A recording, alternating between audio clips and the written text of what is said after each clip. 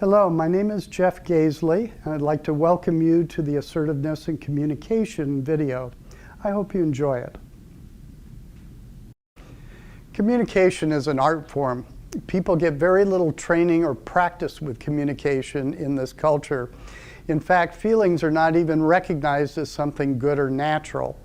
Oftentimes in Western culture, people are told that not feeling is the best thing, which is really too bad, because a complete human being has a number of different inputs in which to ascertain reality. There's an intellectual input, which consists of thinking and taking in what the world is saying and coming up with concepts about what is happening. There are also feelings, which give incredible information and actually energy. So emotions are about energy. What I want to focus on is how to be assertive, to communicate and deal with conflict resolution in an appropriate way. That is only possible by establishing good boundaries. Assertiveness is about people standing up for themselves and communicating without putting someone else down. The body is in homeostasis or balance, and that's where people like to operate from as human beings.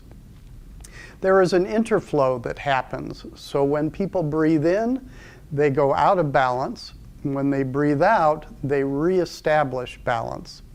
Emotions operate in the same way. One feels an emotion, and if it's not expressed, the person will not return back to homeostasis. The energy from the feeling has got to go somewhere, and it often gets funneled into a somatic symptom, such as a stomach ache, or builds up in the system in some other way. A common example of this phenomena is called the Percolator Effect. For those who are under 30 and don't know what a percolator is, it's an old-style coffee pot that you put on a stove or plug into an electrical socket. And the pressure builds and the water circulates, and it brews the coffee. The example I'm going to relate is a very traditional 1950s example that is unfortunately still common today. Imagine the following scenario. A guy who goes off to work and he misses the bus. And he's angry about that. Therefore, the energy has taken him out of balance. But he doesn't really know what to do about that. Now, if he believes that he needs to be perfect and in control, which a lot of people in this society believe, his tendency will be to take that energy, push it down, and try to just handle it. Essentially, that energy and feeling get dissociated or separated from the conscious mind. The person really thinks he is taking care of the emotion, but it is still within his body, and therefore it is still affecting him. He could blame somebody else, even though there's nobody around at that time, but even if he could displace the emotion, it would not really dissipate. He is late for work and the boss yells at him, but our fellow doesn't realize it's not a black and white situation. In other words, he could turn around at most jobs and tell the boss that he didn't like the way he was being treated because of the boss's tone of voice, but that he was sorry that he was late and there was no excuse for that. What our guy does is just stuffs the feeling one more time. Now, instead of one bit of energy, he's got 2 bits of energy that are stuck in his body, doing damage and wanting some kind of discharge. Later on in the day, a coworker doesn't do what he wants, so underneath his breath, he curses at her just enough for the woman to hear, but not enough for her to hear distinctly. He thinks he's gotten out some of the anger. However, unless it's done in an assertive way, clean from mind-altering chemicals, one-on-one and directly, no energy really dissipates. Just a small amount leaks out the side in a passive-aggressive way. Now he misses lunch, traffic is heavy, so he's late getting home, and at each stage, he's pushing emotions down. He gets home, he says, "Hun, where's dinner?" And she says it'll be about 15 minutes, and he blows up, yelling and screaming, taking the opportunity to get all this out on his wife and his kids. This is a very traditional thing that tends to happen in this society, unfortunately. It is called inappropriate expression of anger or displaced aggression. The person is really angry at one person, but he takes it out on somebody else because he can't hold on to it anymore. Or he subconsciously thinks it's safer to show it to the family. It is not safe with the family. That's the most cherished part of anyone's life, and the one a person should want to be most careful about. If a person acts in this kind of fashion on a day-to-day basis, what tends to happen is they remain chronically out of homeostasis or balance. The person feels a lot of anxiety and a lot of stress on a daily basis. Psychosomatic illnesses are more likely to occur. The body and the mind are connected, they're not separate. Therefore, if a person feels sad or some other emotion, they have a physical manifestation for that particular emotion. Oftentimes, people use substances to try to handle the emotion, to keep it down a little bit more. However, using alcohol or drugs block the expression of real feeling and the energy still remains. Eventually, any unresolved emotions, especially anger, turns against the self and becomes depression. Millions of people are walking around in a state that is out of balance emotionally. Feelings are neither good nor bad, they're neutral. When something important occurs in a person's world, he or she is going to have both a thought and a feeling about what has happened. If one is angry, that's a perfectly natural emotion. That recognition of being angry allows the person to take care of themselves. It allows them to establish good boundaries. However, the way that a person shows anger might be good or bad. If a person is angry at someone and hits them over the head with a 2x4, that is bad. But if a person just tells the other person that he is angry in an assertive, appropriate way, that actually is helpful. There are hundreds of different feeling states. If we look at anger, which is often one of the most difficult emotions for people to express and get over, one starts out feeling perturbed or irritated. In the middle of the continuum, a person might be angry. At the end, they might be irate or homicidal or livid. Each emotion has several different gradations. Unfortunately, in our culture, the emotions that are commonly discussed are few.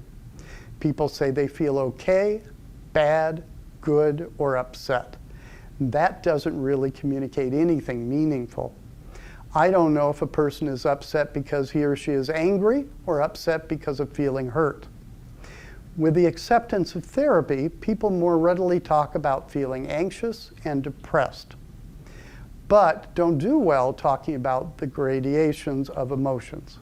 And usually, people don't talk about much more than anger or sadness.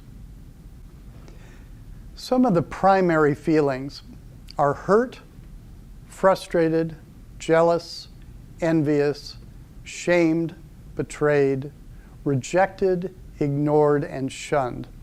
Those so-called negative emotions don't feel pleasant when people feel them, even though they're important and impart good information. They all eventually will turn to anger, which is a secondary emotion. Anger, if it's not expressed, can then turn inward, resulting in depression. So if a person is angry at someone, he or she can't wait until they leave. Once gone, he or she will think of all the things they should have said, then start damning themselves because they didn't say them at the appropriate time. So the anger turns against the self, and the other person has probably forgotten the incident and is doing absolutely fine. In our culture, although it's changing, females traditionally have had a problem talking about anger. Men, on the other hand, have had a problem talking about hurt, as if the different sexes had different emotions, which is patently untrue. There are three forms of communication. The first occurs when that coffee pot is building up. It's passive-aggressive, and it comes from a childhood position. It's characterized by being dishonest, pouting, blaming another person for feelings that that person experiences, such as saying, "You made me feel." It's not being direct, being sarcastic, and is very manipulative. This type of behavior is very passive-aggressive, and when somebody is treating a person this way, that person feels slapped in the face or ambushed. It's a real physical feeling, but there's nothing the person can really grab onto. If the injured party asks the person, "Are you angry?" they'll say no. They said no, but their words said no. Their tone and body posture said yes. But since it's confusing, the tendency will be to stop the confrontation. Usually this form of communication paralyzes any meaningful dialogue. When a person can't hold on to the emotion anymore, they tend to blow up. The communication has become aggressive, which is acting like a critical parent. It's judging a person by one thing that the person does. If somebody is late and a person jumps on them and calls them a lazy, inconsiderate person, that's about personhood, not behavior. In reality, anyone can be late once in a while and generally be on time. It would make more sense to say, "I thought that was a very lazy thing to do," or an inconsiderate thing to do. This type of confrontation is about behavior and not personhood, and thus is more accurate. If a person hits somebody, labels somebody, calls names, or starts sentences with the word "you," it's a one-up, one-down position, and therefore it's an attack, and the tendency will be for the other person to get defensive. When someone has been aggressive, it's as if they've hit a person over the head with a stick or punched that person in the face. When a person feels attacked, they plug their ears, because if it started out that way, it's only going to get worse. Then the person will often lean back and think of the weakest point that the other person has and bring up what happened 20 years ago and try to hit the other person that way. This causes a fight, and true communication is again thwarted. Passive-aggressive communication is characterized by running from a conflict. Aggressive communication results in getting into a fight outright. The only real way that a person has a chance of communicating well is the assertive way. The assertive way is the adult way. It's open, honest, direct, and equal. The goal for the communicator is to try to inform the person how she or he feels and thinks. It's taking care of the self with good boundaries and without doing any harm or offending anyone else. That's the purpose of it. It is very adult. And in our culture, teaching adult behavior has not been common, because in dysfunctional families, poor communication and authoritativeness is the norm. The way to craft an assertive statement is by saying, "I think," "I need," "I want," or what's most important, "I feel." "I feel" is the language of love, the language of relationships. It imparts the deepest meaning of what's happening. So if a person says, "I think assertiveness will help you," that message gives information. "I want you to pay close attention as I'm speaking" also gives information. "I need you to practice this at home" gives further information. But "I feel that this will radically change your life" gives not only information, but it imparts what a person is feeling and often gives a person a glimpse into the motivation of the communicator and establishes a sense of closeness.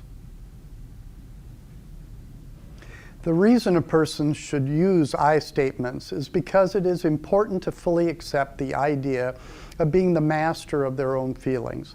What people are often taught is that somebody else is in control of their feelings, that other people make us feel in particular ways, and that is patently untrue. Everybody gets to choose, and I want to explain that before I go further. An important element of effective communication is the issue of personal responsibility.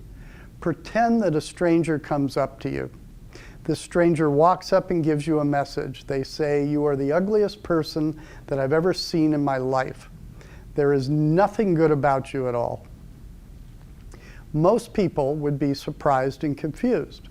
They might or might not be angry about it, and they might or might not take it to heart. Because we each have a filter around us, which includes our beliefs, our values, and our experiences, we will often perceive things differently. Imagine now that the person you love most in the world approaches and says exactly the same thing. "You're the ugliest person I've ever seen in my life. There's not one good thing about you." That might well change the feeling state that was felt with a stranger. There might be a deeper and more varied emotional response when it comes from the beloved. A person can experience several feelings at the same time, and usually does. They might be surprised, shocked, hurt, and angry all at once. In this example, the same message was imparted twice, but with a different feeling and a different intensity each time.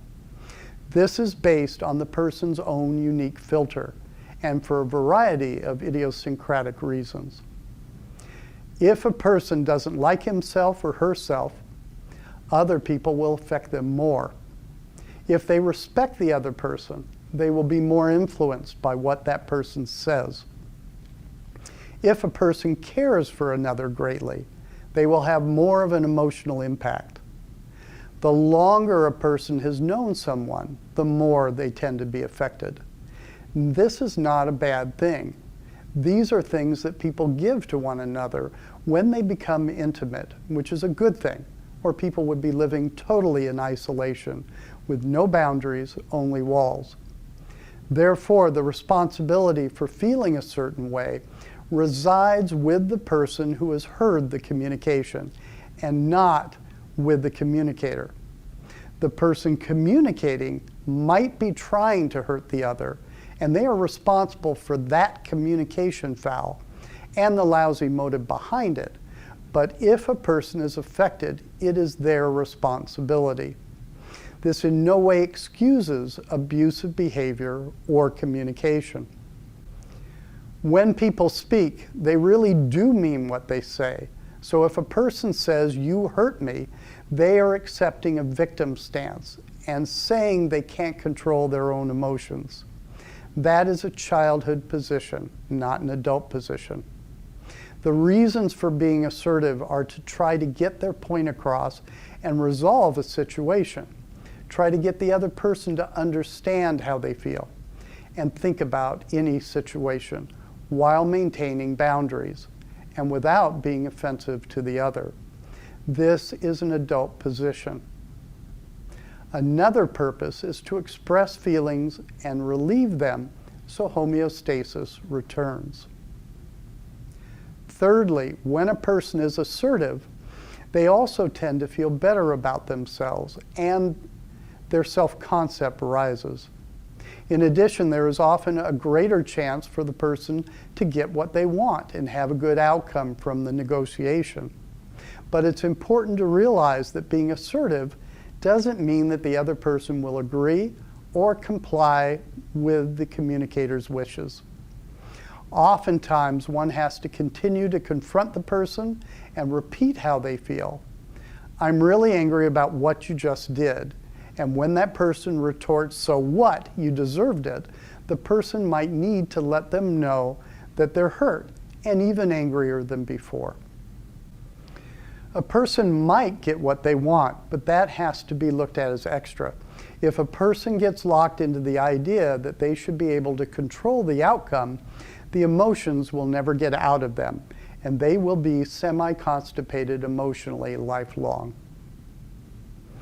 There are 4 parts to assertiveness, and what I've discussed so far is only content. How does one structure an assertive statement? By using I statements. I feel sad. The feeling about what you've done here, and I really wish that you would do this instead. An effective assertive statement would be, I feel sad about the way that you just spoke to me, and I wish you would be a bit more respectful. This is a non-blaming statement, and therefore will more often get a better result. At least the person will have a better chance of a good outcome with that kind of communication. Often what people will say is, I feel, and then they add a thought. An example would be, I feel that you acted like a jerk. What they've done is talked about their thinking state and about the other person. That kind of communication is blaming, rather than saying how they felt about the other person's action. The content and structure of an assertive statement is only 25% of effective communication. The next 25% is body posture. An assertive statement becomes impossible if a person is speaking while in a slouched position and not upright. If a person is standing while the other person is sitting, it will seem aggressive rather than assertive. With young children, it's incredibly important to sit down on the floor when talking to them. It is imperative not to be in a threatening position while communicating. The point is to find a physical rapprochement, if at all possible. Keep an open, approachable stance. If one person is much taller than the other, sitting down will help with equality. Don't discuss issues in a small room or in a room where intimacy could be sullied, such as the bedroom. The next 25% of effective communication is eye contact. A person should hold good eye contact without staring somebody down or letting their gaze wander. The last 25% is the most important, and that concerns tone of voice. The tone of voice should be appropriate for the situation and for the emotion being discussed. So if a person is angry, they want to sound firm and angry. But if a person is yelling and raging, then they have become aggressive. If a person says, I'm really angry about what you did, I don't know why you keep doing it, in too soft a voice, it turns into passiveness. The voice should sound firm, but not too threatening. It can be quite difficult to get all 4 of these communication aspects to occur at the same time. And the only way that a person can really effectively do that is by detaching. They must separate themselves a bit and not care so much about what the other person thinks or feels about them. The most common destroyer of effective communication is the activation of shame. If a person feels that they are not good enough and wants to get the other person to see it their way by controlling the situation, all the communication skills in the world go right out the window.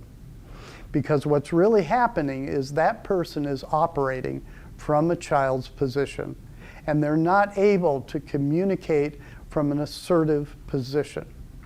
The dysfunctional family video has more information about that condition, and it is critical for good communication.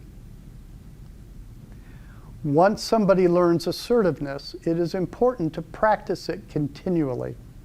Most Americans are dissociated between how they feel, what's occurring in their body, and what they're thinking. There are a number of different ways people can practice. One is to play a feelings game. Brainstorming feelings is an effective way to do this. So if a person says sadness, even if they're not feeling that emotion at the moment, and someone else says hurt, and someone else says fear, then those people are building an emotional vocabulary in order to talk more effectively. If somebody becomes stuck, then another person can describe an illusory situation to them. They can say, "You just won the lottery," and the other person can say, "Excited," or something similar. If this is practiced for about 10 minutes a night, it would help considerably. One can use a thesaurus to discover more possible feeling states.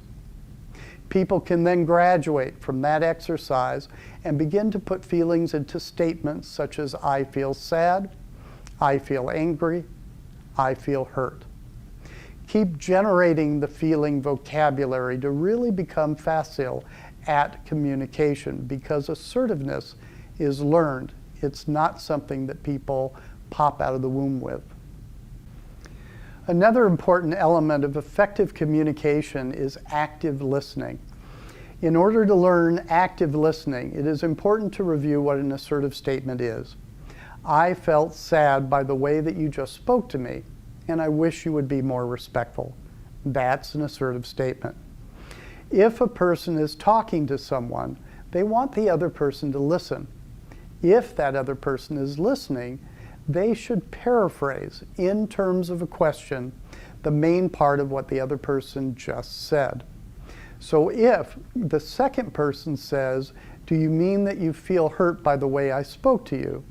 then they've understood the import of what was said, and the first person knows they've been listened to. That might seem redundant, but it is incredible how often people misperceive what is said to them.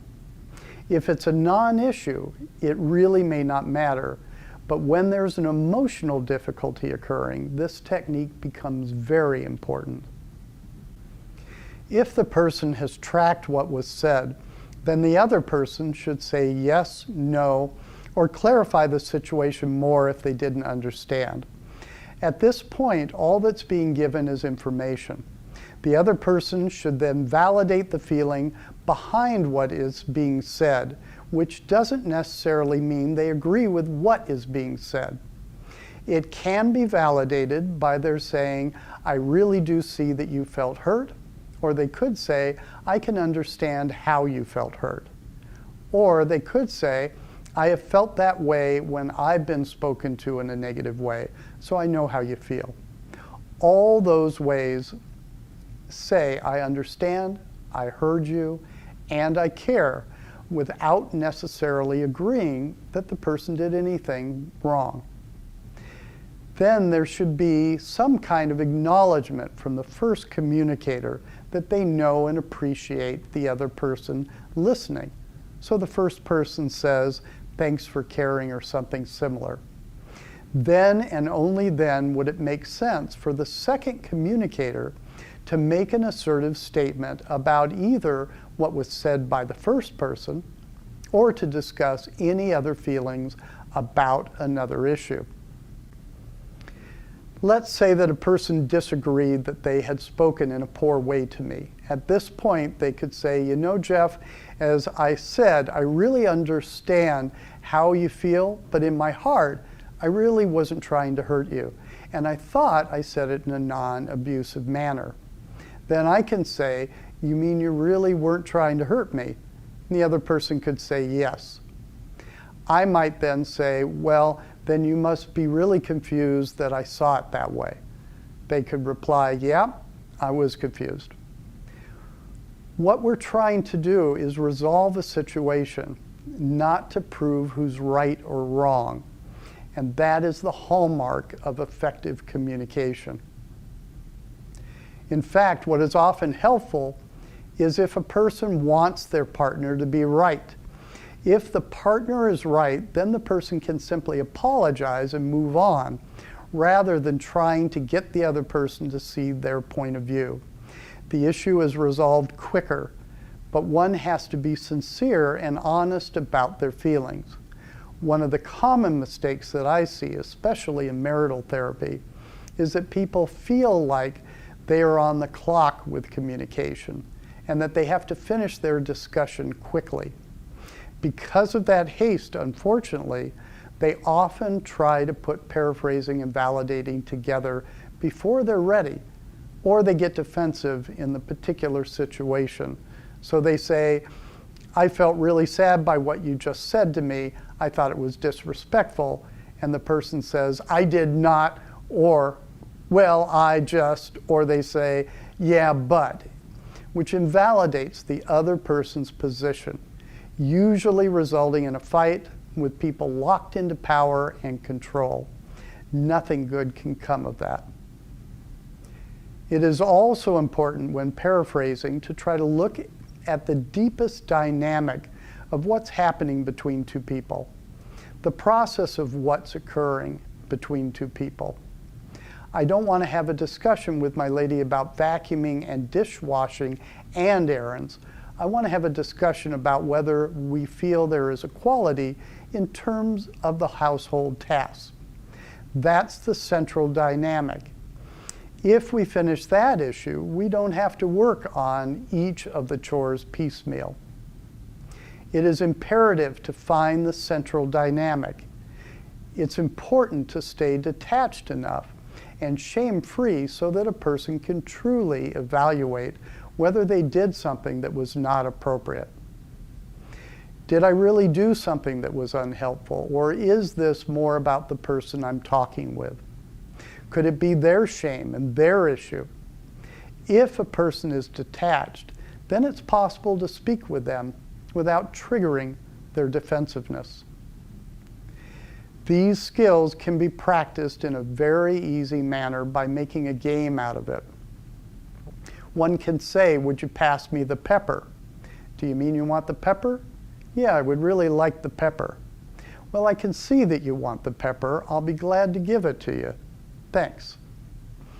Gradually, when this is done over and over again in a playful way, people can become more skilled when it gets difficult. At first, this type of communication feels very odd and artificial. It's like learning a new language. But eventually, if it is practiced, a person's unique style will emerge, and it will only be used when it's appropriate, when there might be a serious disagreement.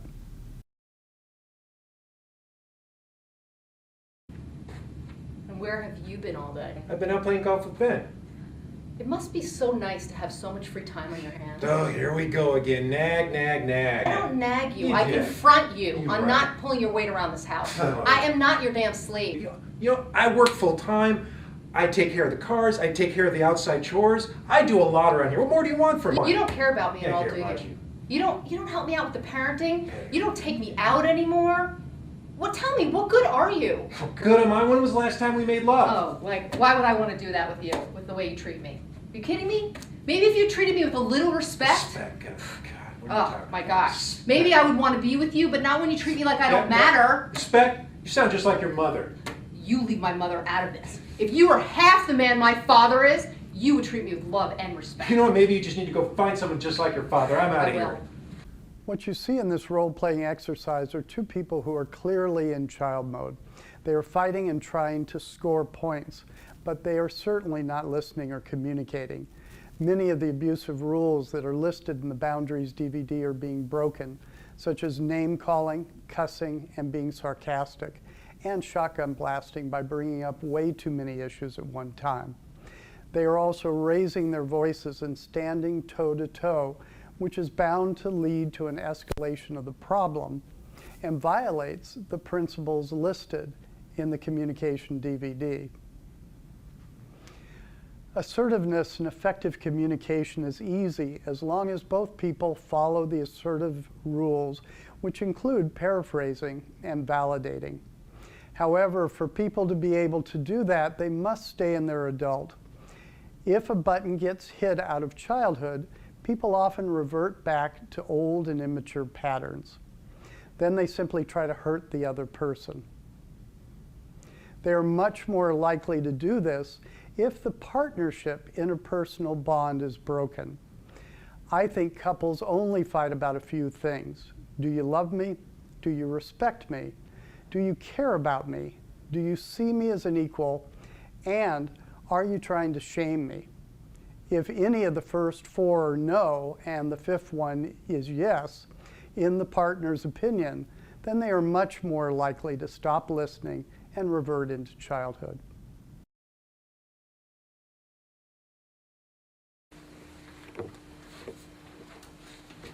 Hi, how was your day? Good. How was your day? Well, I'm feeling really overloaded and overwhelmed with all the chores around the house. I really could use some more help with the parenting. I know you work hard, but I need some more help. Okay, so really what's going on is you're just feeling overloaded with everything that's going on around the house and with the kids. Yeah. Just been feeling that way, just feeling like it's unequal? Yeah, it's been, I mean, it used to be more equal, but it doesn't feel like that anymore. I know you're really busy, but I really could use some more help with the chores and the parenting, especially since Nathan is still so young. Okay, so you're just feeling like things are just unequal, you know? Have you been feeling this way just recently, or has it been going on for some time? Well, it hasn't been very long, maybe a couple months or so since it's been out of balance, and I didn't really say anything because I thought things would just work out itself, but it hasn't. Okay, so you're feeling, I'm sorry that you've been feeling so overloaded and not supported. Thanks, I appreciate that. Thanks for caring. You know, I've been really busy at work, and I just haven't really noticed how overloaded you've been. Tell you what, let's sit down. We'll look at the practicalities of all the duties going on, and we'll divide them up in a way that we both feel is fair. How does that sound? Sounds a lot better. Thanks, I really appreciate it. Let's talk more tonight, okay? Okay. In this interaction, the same two people are clearly in their adult roles. Their focus is on listening and trying to understand the other. It is an I-thou relationship. No one is trying to win, and neither partner is assuming that the other person does not care about what they are saying, or them personally.